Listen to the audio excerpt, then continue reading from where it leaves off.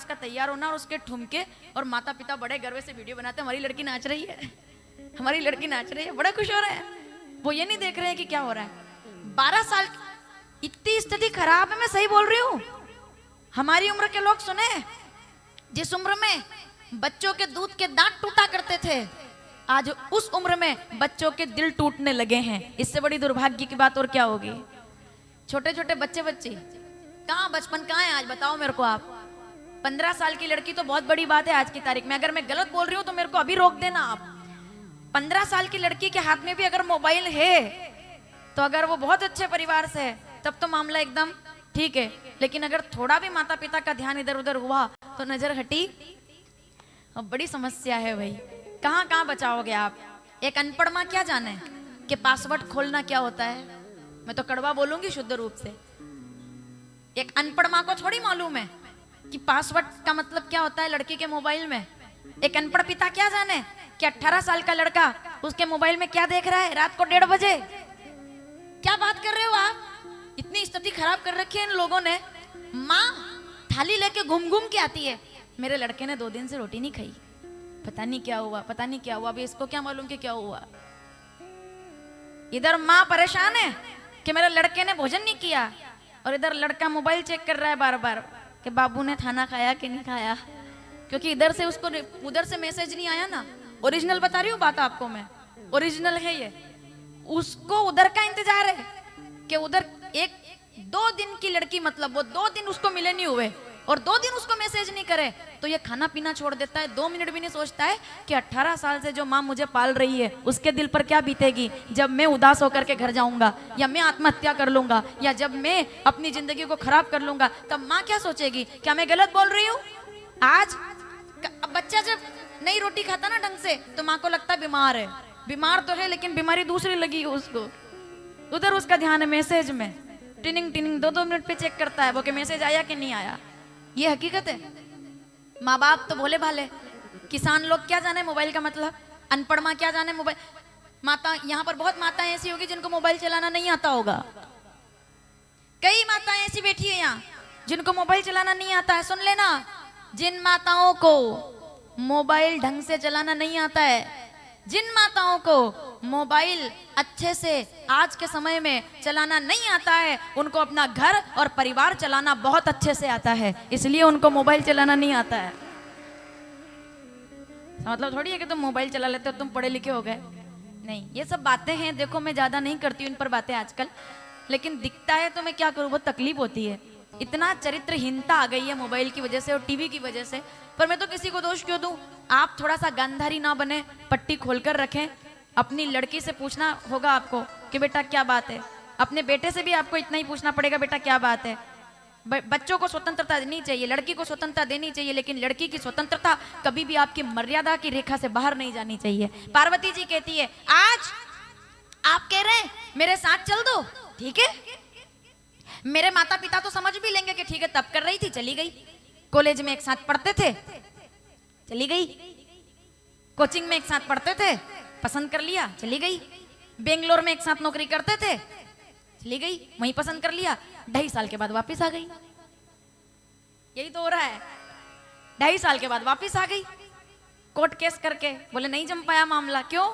क्योंकि बात वही है ना, बहुत सारी बातें हैं।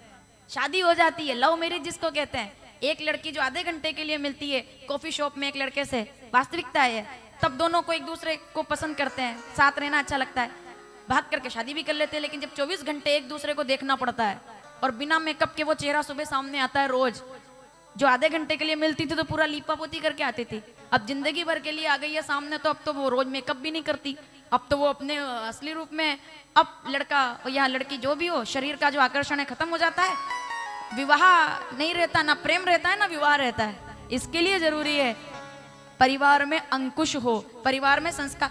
आप मुझसे कह रहे हो शादी कर लूं आपसे, एक शब्द मैंने शास्त्र के अलग जाकर बोला हो तो मुझे रोक देना आप। पार्वती जी बोल रही है, आप मुझसे कह रहे हैं कि मैं शादी कर लूं आपसे, मैं तो चल जाऊंगी कोई बात नहीं, लेकिन इसके बाद कभी कोई माता पिता अपनी बच्चियों को तप करने के लिए नहीं भेजेंगे कि ये वहीं से चली ना जाए, इसके लिए आज मैं नहीं जाऊंगी। शंकर जी ने हाथ पीछे हटाकर क्या कहा, पार्वती जी ने बोल तो दिया पर वो डर भी गई कि मैंने जो कह दिया वो तो ठीक है, इनका जवाब क्या आएगा? जवाब सुनो भोलेनाथ का।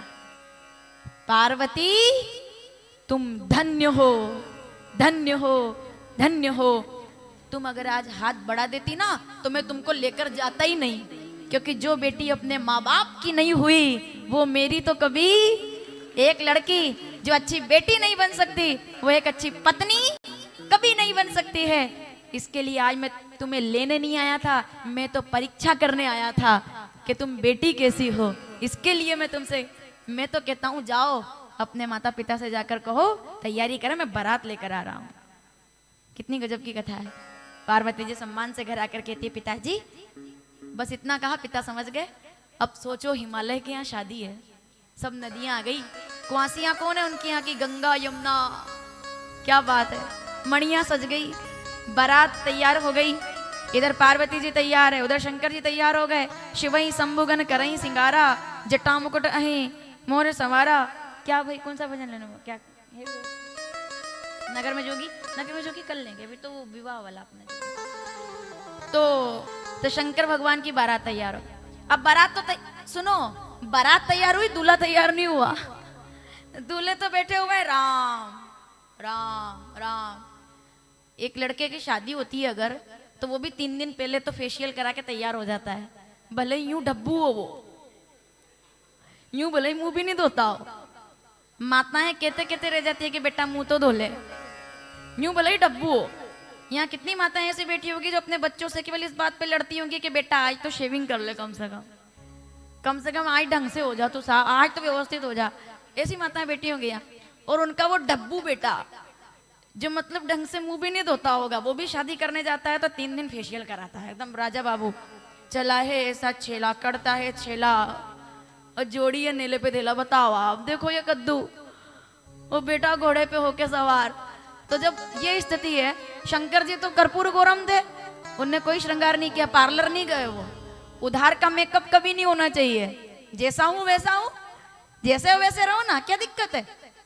अभी लड़कियां इतना मेकअप कर लेती है शादी में कि ससुराल वाले जब वो अगले दिन चेहरा धोकर सामने आती है तो कंफ्यूज हो जाते हैं, बोले यही थी, इसकी तो आंखें कल नीली हो गई थी, इसकी पलकें इतनी बड़ी बड़ी हो गई थी, इतना गोरा हो गया था चेहरा। और अगले दिन जब वो चेहरा धोकर आती है तो ससुराल वाले कंफ्यूज, अच्छा ये है, अब दिखे असली सामने, अब दिखे वो। तो क्या जरूरत है आप मेकअप कर, अगर आप चेहरा अपना इतना मेकअप पोत रहे हैं, इसका मतलब ये है कि आपने खुद को यकीन दिला दिया है कि मैं खूबसूरत नहीं हूँ, मेरे को जरूरत है ये सब की। अरे तेज आएगा चेहरे पर, शंकर जी को जल चढ़ाओ, सूर्य भगवान की आराधना करो, तेज अपने आप आएगा। विचार अच्छे रखो, शुद्ध अच्छे विचार रखो, अपने आप सकारात्मकता आएगी।